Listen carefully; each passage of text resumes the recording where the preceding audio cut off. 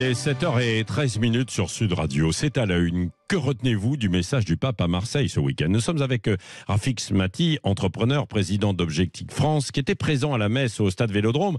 Rebonjour à vous. Bonjour. Bon, qu'est-ce que vous avez retenu, vous alors que vous n'êtes pas chrétien, vous avez quand même décidé de participer à cette messe. Oui, mais justement, c'est toute la magie de cet événement et c'est tout l'exploit de François. Il y avait dans le stade des musulmans, des juifs, des athées, des chrétiens évidemment, tous unis par une même fraternité. Et ça, ce sont des moments qui sont extrêmement rares et je trouve dommage. Oui. Dès qu'il y a comme ça des messages qui sont positifs, un pape qui se rend dans une ville qui est une ville dont tout le monde parle en mal, Marseille, oui. Et qui réussit à la rendre sublime, pourquoi à chaque occasion allons-nous essayer de chercher des polémiques? Moi j'en ai assez de cette vision extrêmement négative, clivante, oui.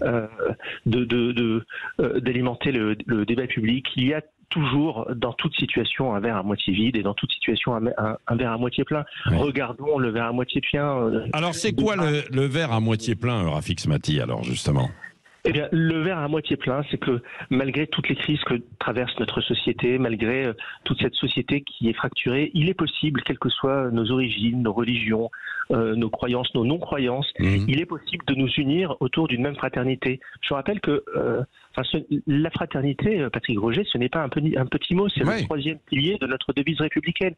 Et c'est aujourd'hui probablement le pilier qui est le plus malmené, parce qu'il est le plus exigeant à atteindre. La fraternité exige de faire acte d'introspection et d'essayer de faire un pas vers l'autre, par définition. C'est ça la fraternité. Bon. C'est d'essayer de comprendre l'autre. C'est de l'empathie. Et c'est ce que fait le pape. Et c'est ce qu'a fait le pape au stade Vélodrome. Oui. Alors, il a eu un message quand même politique, le pape. Est-ce que c'est son rôle d'avoir un message politique ? Je pense que c'est une erreur que de dire que le pape a eu un message politique. D'accord. Pourquoi ? Vous l'avez dit tout à l'heure, j'ai eu la chance de le rencontrer il y a à peu près un an au Vatican et j'ai eu un échange avec lui. Et il est sur cette ligne-là. Il est sur un terrain moral, le pape. Il est sur un terrain philosophique.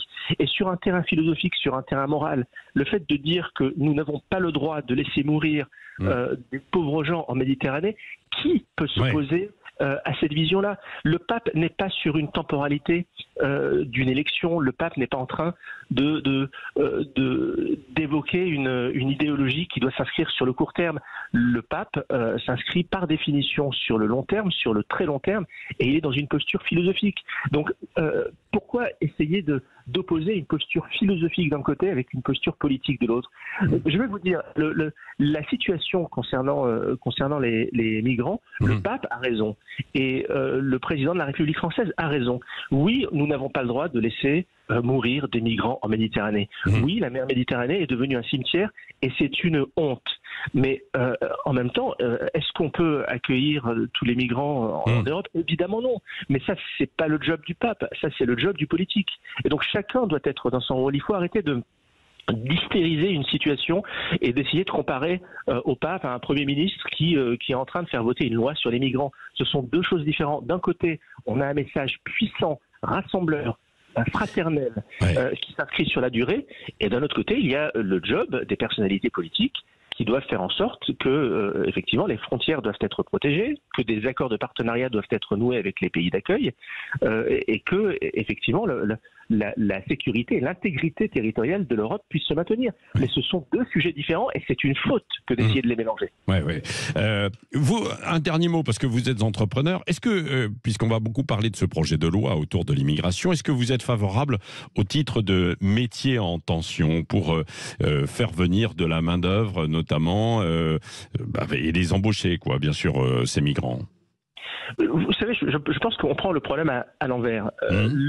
Avant la question des migrants, il y a deux questions en France qui ne sont pas résolues. Et tant qu'on ne résout pas ces deux questions, on va avoir beaucoup de mal à faire appel à de l'immigration. La première question, c'est celle de la sécurité. L'ordre doit régner en France, d'ailleurs, plus qu'il s'agisse de personnes qui vivent en France ou de personnes qui arrivent en France, l'ordre doit régner et celui qui est immigré et qui fait une faute, doit pouvoir être expulsé. Ça, c'est la base. Et aujourd'hui, on est incapable de le faire. Et le deuxième point, c'est relancer la machine à intégration. Aujourd'hui, la France ne s'intègre plus.